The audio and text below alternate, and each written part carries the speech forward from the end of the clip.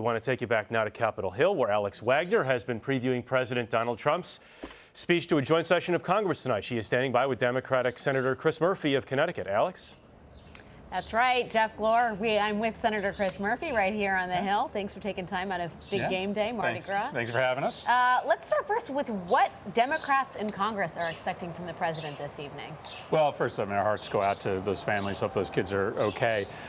Listen, I want to hear what President Trump is going to do when it comes to his legislative agenda. We are, now more than a month into this administration. He hasn't submitted a single piece of legislation to Congress. It's been one sort of serious embarrassment after another with respect to these executive orders. And, he does have Democrats that are willing to work with him on a big infrastructure package, on, some common sense tax reform. But we haven't seen anything from this administration. So maybe we'll start to get some clues tonight as to what his legislative agenda is so that we can find the narrow avenues where we can work together.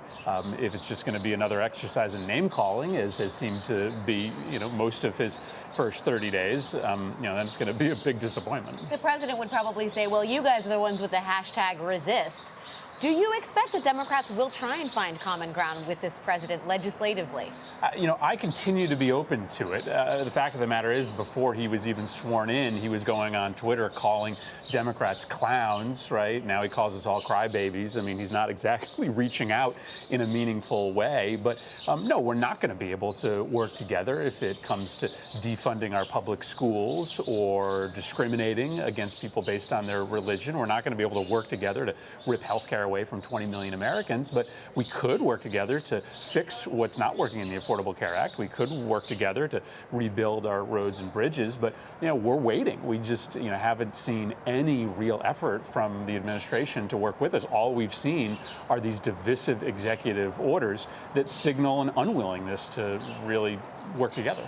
What about the Affordable Care Act? In terms of repeal and replacement, the indication from Republican members on the Hill is that repeal could come as early as next week or the coming weeks. A replacement plan, however, seems to be much more up in the air. What are you hearing, and what is the expectation on the part of Democrats in terms of voting for a replacement bill? Well, I've heard what you've heard, which is that Republicans continue to be in disarray because they've made these commitments about what the replacement plan would be. Not just Donald Trump, but Republicans in Congress have said that they're going to repeal the Affordable Care Act and replace it with something that is better than what exists today. No one loses health coverage. No one pays more. All the insurance protections remain. Republicans have figured out they can't do that and repeal the Affordable Care Act, so they're stuck.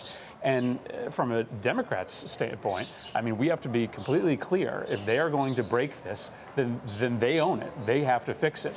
When my 5-year-old son tells me that he's going to throw an expensive vase on the floor, I don't tell him go ahead and do it and I'll help you stitch it back together. I tell him don't do it.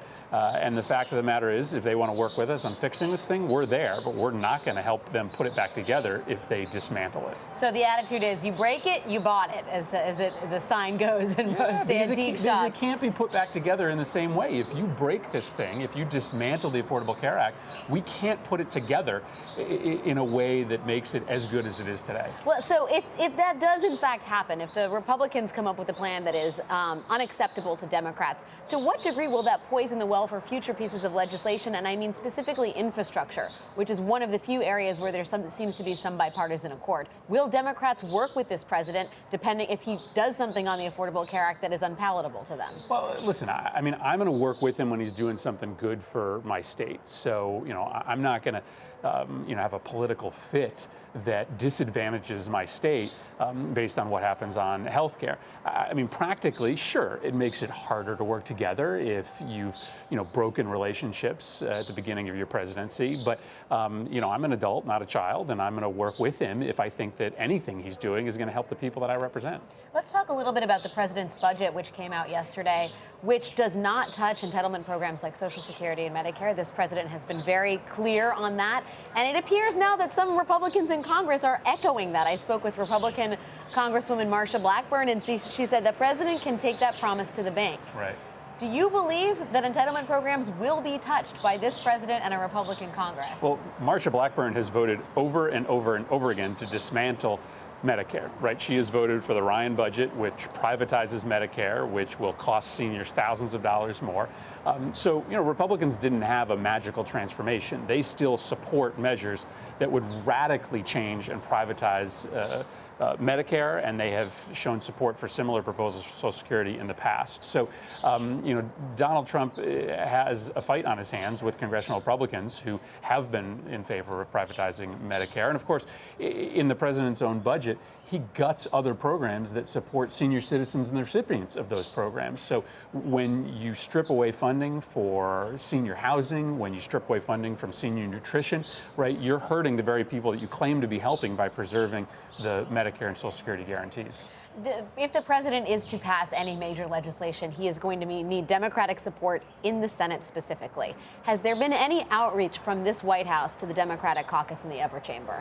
I think my office has gotten maybe one call from the White House to create a linkage with them, but no, there's been no outreach. He continues to call us by names. He continues to pass executive orders without consulting any members of the minority party in the Congress. I mean, I hope that outreach is coming, but so far it seems as if his administration is just an extension of his campaign. Let me ask you a kind of big picture Democratic Party question, which is the Democratic Party is in its weakest standing if you go by office holders at the state level, of course, in Congress and in the governorships.